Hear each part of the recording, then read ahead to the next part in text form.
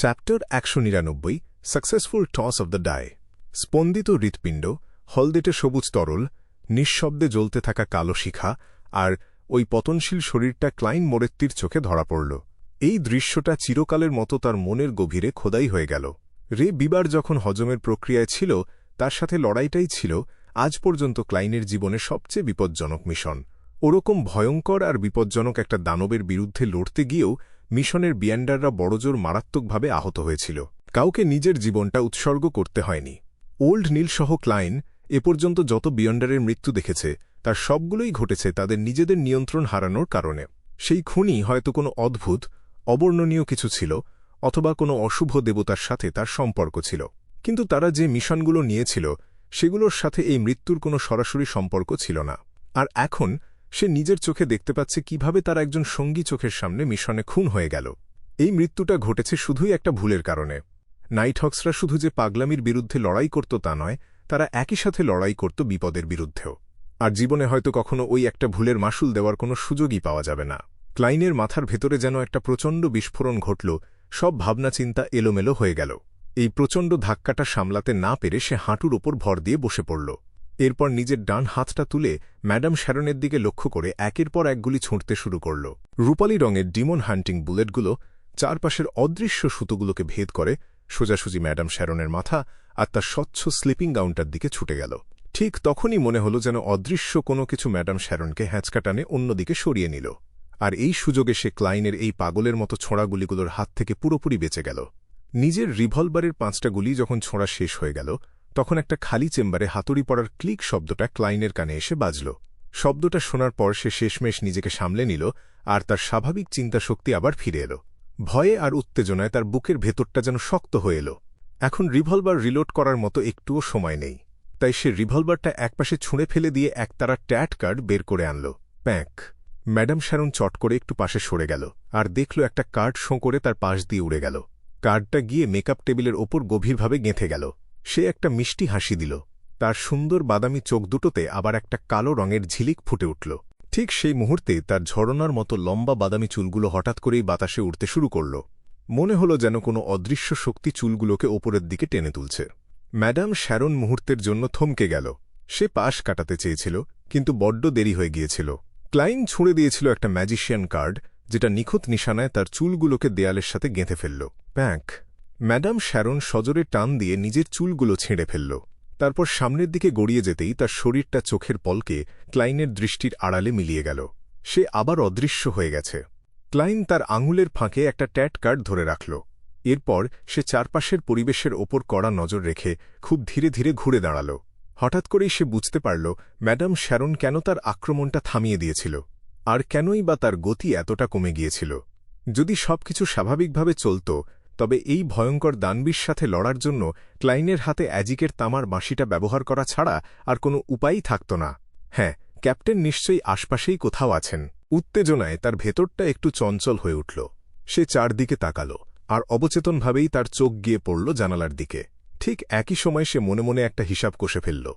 Madam Sharon এখান থেকে পালাতে চাইছে। সে খুব ভালো করেই জানে যে আমাদের সাথে এখনো এমন একজন সঙ্গী আছে যে তাকে স্বপ্নের ভেতর টেনে নিয়ে যেতে পারে।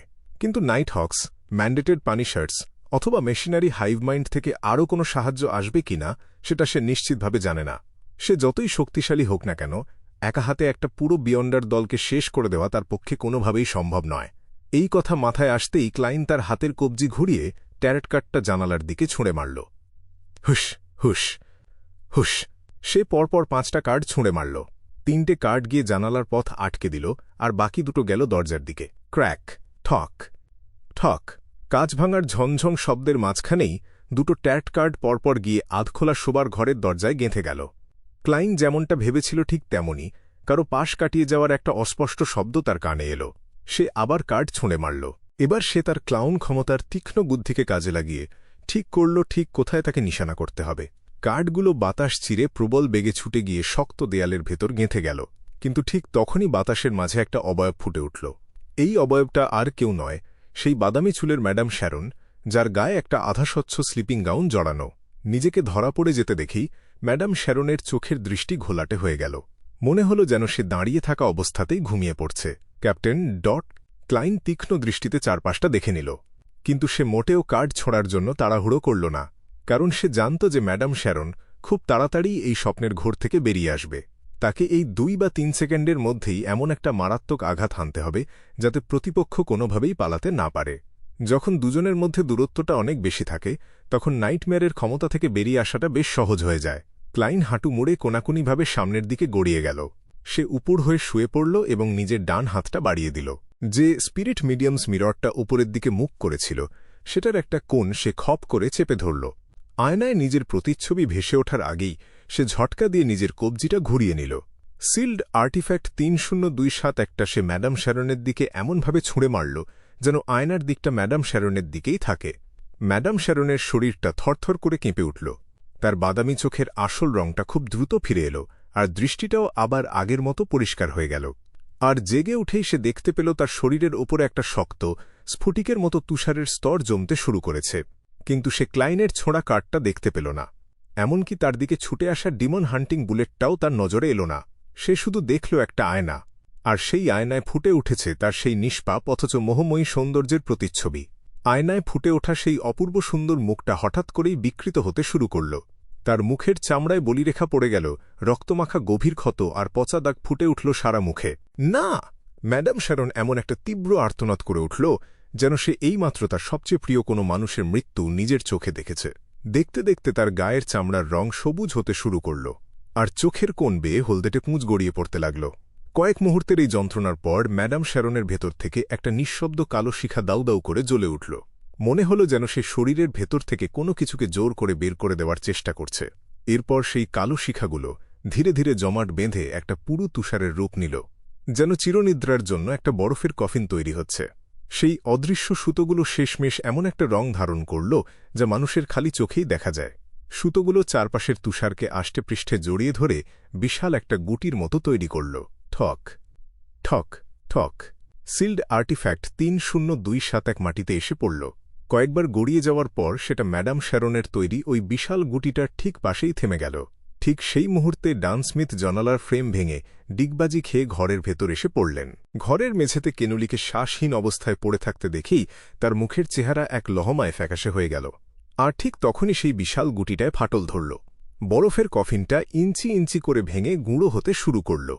কালো শিখাগুলো ছোট ছোট আলোর কণার মতো হয়ে চারপাশের বাতাসে মিলিয়ে গেল। ম্যাডাম শ্যারনের গায়ের রং আবার আগের মতো স্বাভাবিক হয়ে গেছে।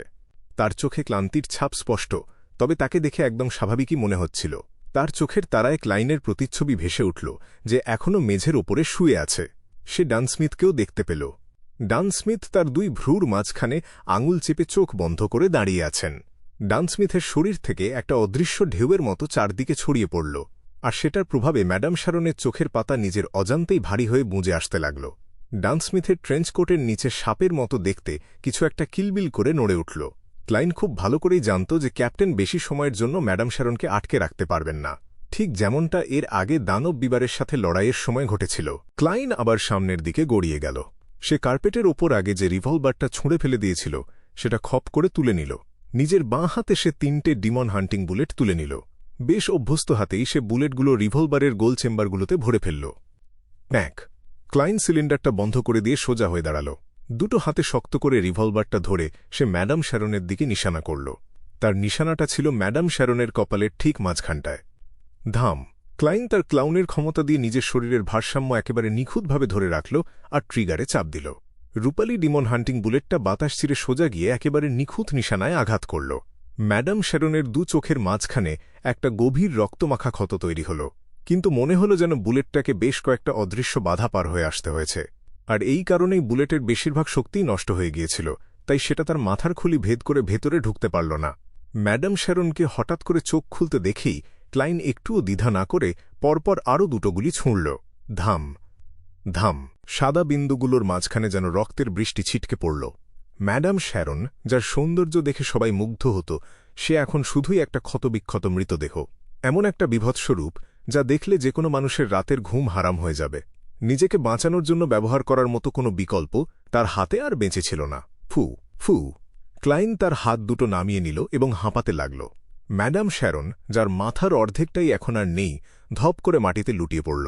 তার শরীরের গড়ন এখনও আগের মতোই চমৎকার, তার গায়ের চামড়া এখনও সেই আগের মতোই ফর্সা আর কোমল রয়ে গেছে। ডান স্মিথ সোজা হয়ে দাঁড়ালেন এবং চোখ খুললেন। তিনিও নিজের ভ্রুর মাঝখান থেকে হাতটা সরিয়ে নিলেন। তার মুখটা বেশ ফ্যাকাশে দেখাচ্ছিল। তিনি কোথাও আঘাত পাননি ঠিকই, কিন্তু তাকে দেখে মনে হচ্ছিল শরীর থেকে যেন প্রচুর রক্ত বেরিয়ে গেছে। সে যদি পালানোর আগে কয়েকজন মানুষকে মেরে ফেলার চেষ্টা না করত, আর সিল্ড আর্টিফ্যাক্ট 30271-এ যদি হঠাৎ করেই তার নিজের প্রতিচ্ছবিটা ফুটে না উঠত, তবে আমরা হয়তো তাকে বড়জোর একটু আহত করতে পারতাম।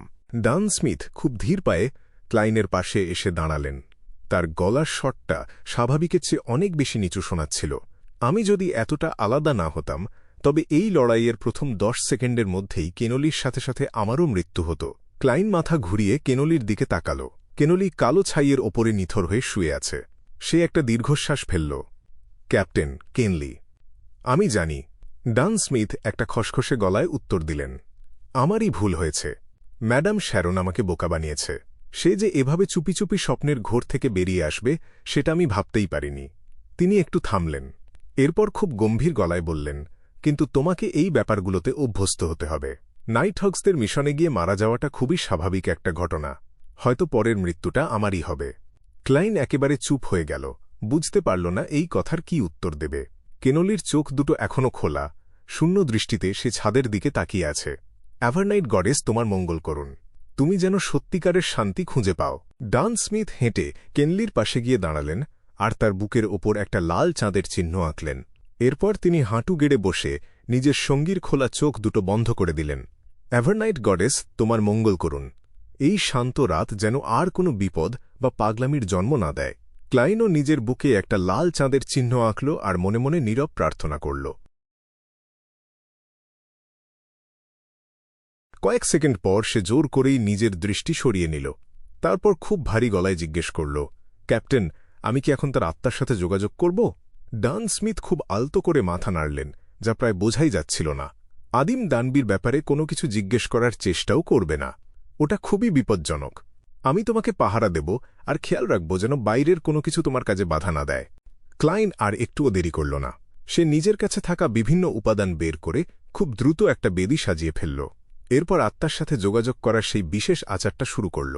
মন্ত্র পড়া শেষ করে সে এক পা পিছিয়ে এল এবং ড্রিম ডিভিনেশন বা স্বপ্ন ভবিষ্যদ্বাণী করার ক্ষমতাটা কাজে লাগাল।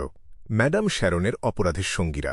ম্যাডাম শ্যারনের অপরাধের সঙ্গীরা, এই কথাটা পরপর 7 বার উচ্চারণ করার পর ক্লাইন একটা স্বপ্নের ঘোরে ঢুকে পড়ল। ওই অস্পষ্ট আর ধোঁয়াশা জগতের ভেতর সে ম্যাডাম শ্যারনের আত্মাকে দেখতে পেল। সে নিজের হাতটা বাড়িয়ে ওই স্বচ্ছ আর হাওয়ার মতো হালকা আত্মাটাকে ছুঁতেই তার চোখের সামনের দৃশ্যপটটা বদলে গেল। এটা ছিল একটা রাতের দৃশ্য। ম্যাডাম শ্যারন, যার গায়ে একটা লম্বা কালো আলখাল্লা জড়ানো ছিল, সে একটা পুরনো ব্রোঞ্জের বই ইনস্টিগেটর ট্রিসির হাতে তুলে দিল। ডাইনি শব্দটা নিয়ে ট্রিসির মনে যখন সন্দেহ জাগল, সেটা শুনে ম্যাডাম শ্যারন একটু পাগলের মতো হেসে উঠল। তুমি কি সব সময় জানতে চাইতে না? এই ব্যাপারে তোমার খুব কৌতূহল ছিল না যে আমাদের ওপর মহলের সবাই কেন নারী? তার মানে এটা সত্যিই ডিমনেস সম্প্রদায় ছিল। লিওনার্ড মিচেলের ধারণা একেবারে অক্ষরে অক্ষরে সত্যির সাথে মিলে গেছে। সত্যিই লোকটার মধ্যে বিশাল কোনো রহস্য লুকিয়ে আছে। অ্যাসাসিন আর ইনস্টিগেটরদের সিকোয়েন্স 7, তাহলে ডাইনি?